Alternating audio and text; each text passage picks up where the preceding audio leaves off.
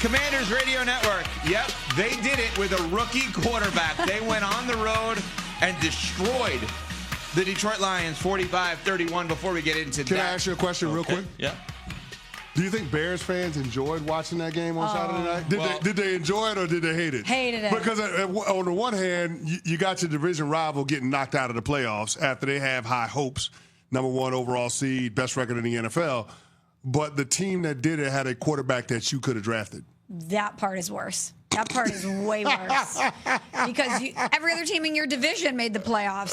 The NFC North had 3 teams that punched their ticket to the playoffs. They were 40-11 during the regular season, 0-3 in the playoffs. So as I tweeted at EVCO Radio, follow us on social media, at EVCO Radio, at M. Smallman, at Chris Canty 99 on all platforms. It's amazing to think the NFC North was 0-3 in the postseason, and the Chicago Bears had as many playoff wins as everybody else this year in the NFC North.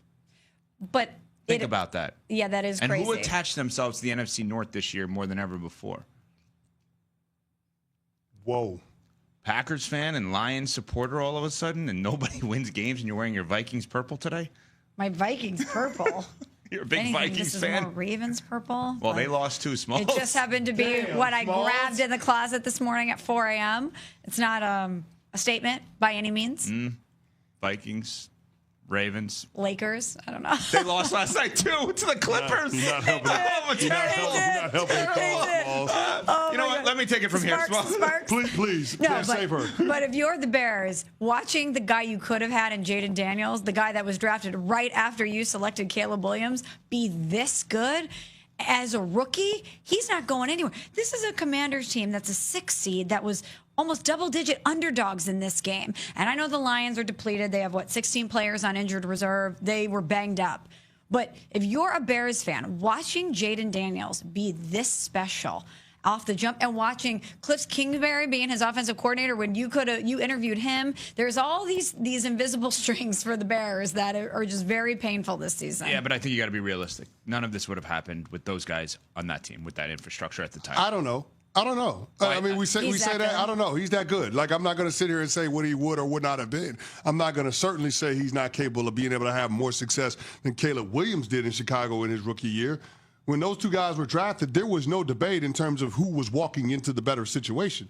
It was Caleb Williams by a country mile. We said Caleb Williams might have the best situation that any #1 pick at quarterback has ever walked into. Mm-hmm. Now, it turns out that you can't overcome that was their head coach, Matt Eberflus, but even yet, still, like, you would expect that if Jayden Daniels were parachuted into that exact same situation, that he would have more success, more in the way of wins than what we saw from Caleb this year. All I'm simply saying is this. The debate in terms of who the better player is, that should, in effect, be over. Jayden Daniels has taken his team to the conference championship game as a rookie. The Washington Commanders had the 2nd overall pick. They were awful. And he's got this team as one of the final 4 left standing in the NFL postseason. This is the first time that they've been there in 33 years. 33 years.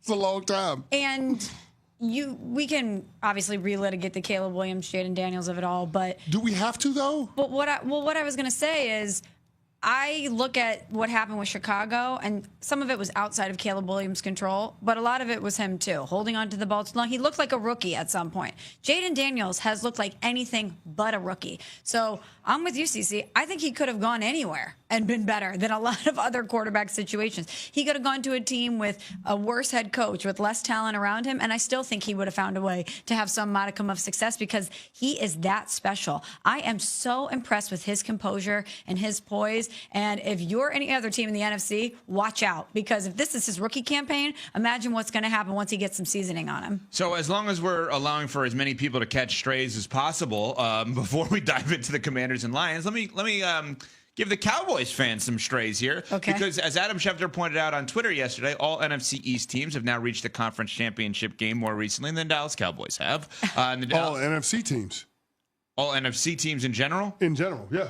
Every single NFC team has been to the conference championship game more recently than the Dallas Cowboys. Based on that logic, if I'm not mistaken, the two worst teams in the NFL right now are the Dallas Cowboys and the Miami Dolphins. I think the Dolphins have the longest. Browns, too. The Browns are tied with the Dolphins.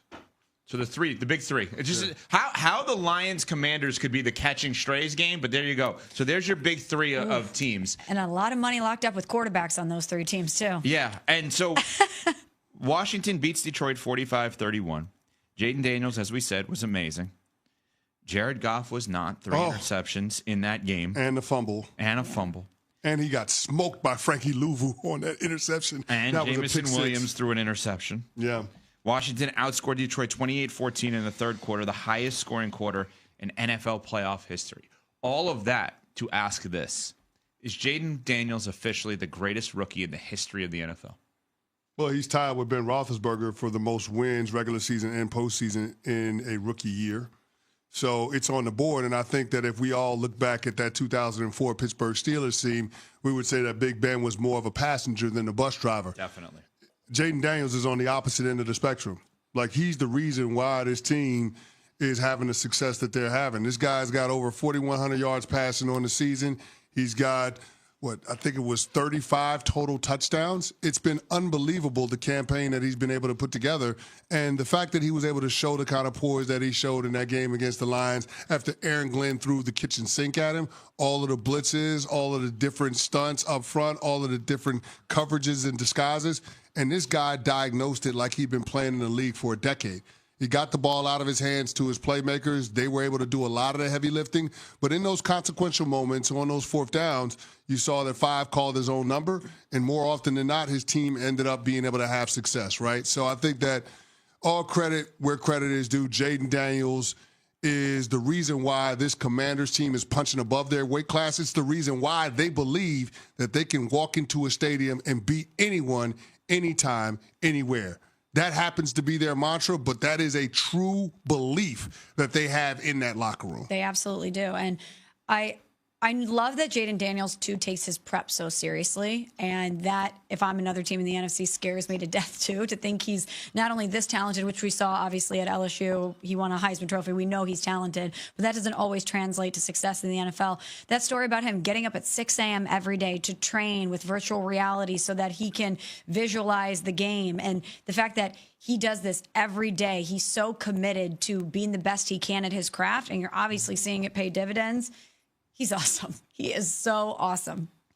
The Commanders are in the NFC title game. It's crazy. They're 1 win away with the rookie quarterback from going to the Super Bowl, considering all of the years that they were a mess infrastructurally, right? Like, if that's a word, in terms of the Daniel Snyder, that the stadium falling apart. They went from chanting "sell the team" to chanting MVP. I mean, it's unbelievable. Nuno's in my ear right now saying he hates Tommy DeVito because a couple of years ago, Tommy DeVito got 3 wins for the Giants and kept them from being able to have the number 2 pick and being able to draft Jayden Daniels. And I'm just sitting there thinking about it now. Drake May. Wow. They would have taken Drake May. But I guess my whole point is this. If you're an NFC East team, if you're the Philadelphia Eagles, you better win your Super Bowl this